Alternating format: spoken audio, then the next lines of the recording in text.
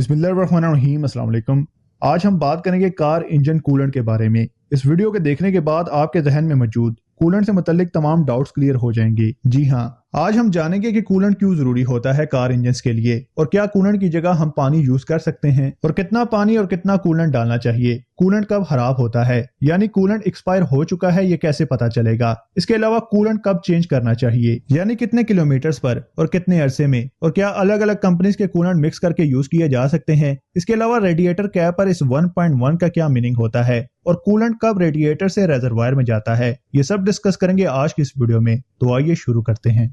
जो इंजन है इसमें होती है कंबक्शन, यानी आग जलती है। जहां आग होगी वहां होगी हीट। तो जो हीट है वो एक खास लेवल से बढ़ेगी तो यकीनन इंजन के पार्ट्स को मेल्ट करेगी। तो इस ओवर हीट से इंजन को महफूज रखने के लिए मेकर ने दो तरीकों का इस्तेमाल किया है, एयर कूलिंग और liquid cooling. Air cooled engine आपको बाइक्स में देखने को मिल जाएंगे, और इसी तरह लिक्विड कूल्ड इंजन आपको छोटी बड़ी हर गाड़ी में देखने को मिलेंगे। जो लिक्विड है वो इंजन के सिलेंडर्स जहां कंबक्शन होती है उसके गिर्द वाटर जैकेट में रोटेट होता है। जो गर्म लिक्विड है वो घूमता हुआ रेडिएटर में जाता है, जहां फैन यानी एयर की मदद से इसे फिर से ठंडा किया जाता है, जिसकी वजह से इंजन का टेम्परेचर 100 सेल्सियस से ऊपर नहीं जाता। अगर जाएगा तो डेंजरस होगा, तो इसलिए लिक्विड का यूज किया गया। अब लिक्विड दो किस्म का है, कूलेंट और पानी। पर कूलेंट ही क्यों, पानी क्यों नहीं, हम पानी भी तो यूज कर सकते हैं। तो जहां भी लिक्विड ने मूव होना होता है वो पार्ट्स मेटल, एल्यूमिनियम और प्लास्टिक के होते हैं। तो अगर वहां पानी मौजूद होगा तो इन पार्ट्स को जंग लगेगा और वो टूट फूट का शिकार होंगे। इसके अलावा जंग लगने से इंजन की कूलिंग लाइंस में ब्लॉकेज आएगी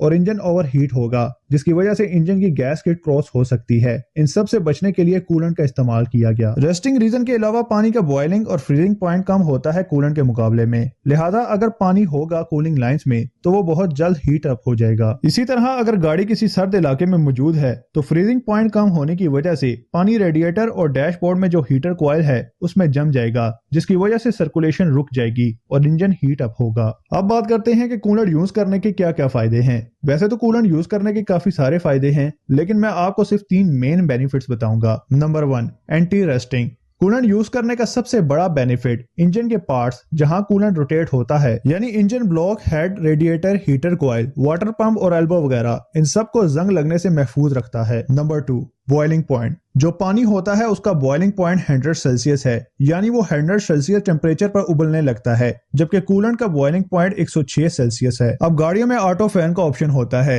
यानी जब कूलेंट का टेम्परेचर 97 सेल्सियस क्रॉस करेगा तो वाटर टेम्परेचर सेंसर ECU को सिग्नल देगा, तो ECU रेडिएटर फैन को ऑन करेगा। तो अगर गाड़ी में कूलेंट की जगह पानी होगा तो वो ऑटो फैन चलने से पहले ही बॉयल होना शुरू हो जाएगा, जिसकी वजह से वो स्टीम बनकर बाहर रेजरवायर की तरफ खारिज होता रहेगा, और इस तरह पानी का लेवल बार बार कम होता रहेगा। Number 3, freezing point.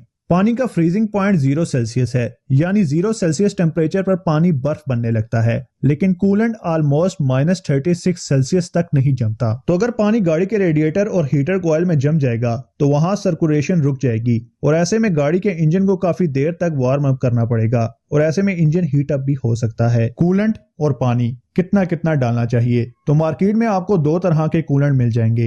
एक वो जिसकी पैकिंग पर 50:50 मेंशन होती है। इस कूलेंट के साथ आपने आधा पानी शामिल करना है, यानी 1 लीटर पानी 1 लीटर कूलेंट। दूसरी तरह के कूलेंट में कंपनी ने ऑलरेडी पानी ऐड किया होता है, इसमें मजीद पानी नहीं डालना चाहिए। ये वाला कूलेंट आपको प्योर कूलेंट से सस्ता मिलेगा। नेक्स्ट जो पॉइंट है वो है कूलेंट की लाइफ और कूलेंट की एक्सपायरी, यानी कैसे पता चलेगा कि कूलेंट खराब हो चुका है। पाकिस्तान में जो मशहूर ब्रांड्स हैं जैसे कि हेवलैंड, टोयोटा, आइसन वगैरह, ये 50,000 plus kilometre coolant life claim करते हैं, लेकिन इनसे थोड़ा पहले ही तब्दील कर लेना चाहिए। सेकंड, हमें पता कैसे चलेगा कि कूलेंट की लाइफ ओवर हो गई है या होने वाली है, तो सबसे पहले कूलेंट अपना कलर फेड करेगा, यानी वो जिस भी कलर का है वो अपना रंग हल्का करने लगेगा। अगर आप कलर से कूलेंट की एक्सपायरी चेक करना चाहते हैं तो कंपनी कोई सी भी हो, लेकिन एक ही कलर का कूलेंट यूज करें सब कंपनीज का। इसके अलावा कूलेंट को चेक करने वाली डिवाइस भी मिलती है, उसका लिंक आपको डिस्क्रिप्शन में मिल जाएगा। और लास्ट में बात करते हैं रेडिएटर कैप की, कि रेडिएटर कैप के ऊपर जो 1.1 या इससे ज्यादा की जो रेटिंग लिखी होती है इसका क्या मतलब होता है। तो बेसिकली ये 1.1 बार प्रेशर है,